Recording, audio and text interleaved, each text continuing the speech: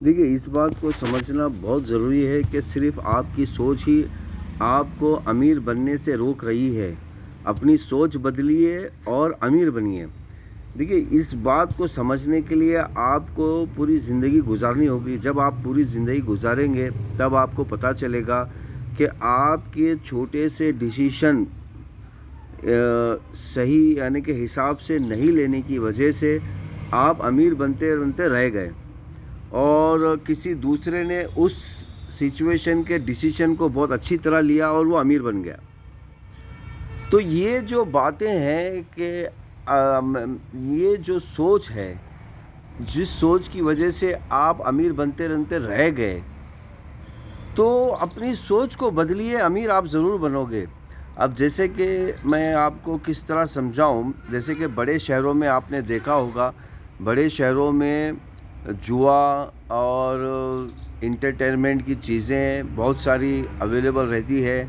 हर type की entertainment चीज़ें available रहती है। बंदा जो है गाँव से जाता है शहर में और वो पैसे कमाता है और पैसे कमाने के बाद ये सोचता है कि चलो मैं थोड़ा-सा मज़ा कर लूँ, थोड़ा-सा एन्जॉय कर लूँ, थोड़ा-सा एंटरटेनमेंट कर लूँ और वो अपने पैसे खर्चा कर देता है। और समझो इसी तरह हफ़्ते में 1 मर्तबा वो अपने पैसे इन्वेस्टमेंट करने की बजाय खर्चा कर देता है। अब उसे 10 साल 20 साल के बाद समझ में आता है कि भई अगर उस वक़्त मैं वो चीज़ तो ₹200 में थी, अगर मैं खरीद लेता तो आज मैं अमीर होता। हुँ?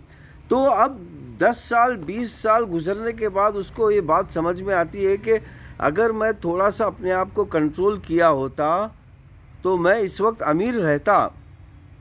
तो मेरे भाई, इस बात को समझने के लिए आपको कुरान पढ़ना होगा, आपको नमाज़ पढ़ना होगा। देखिए, आप किसी भी मज़हब से ताल्लुक़ रखते हो, आप ईसाई हो, आप अपने आप को हिंदू कहते हो, बुद्ध कहते हो, जो भी कहते हो, सारे मज़हब में आपको नमाज़ दी गई है। अगर आप मस्जिद में आके नहीं पढ़ना चाहते नमाज़, तो आप घर में पढ़िए, अकेले पढ़िए। ये आपकी सोच को बदलने में मदद करता है, अच्छी सोच की तरफ ले जाता है और इसी तरह आप अमीर बनने के रास्ते में चलते हो। तो आइए हमारे साथ जुड़िए और अमीर बनिए।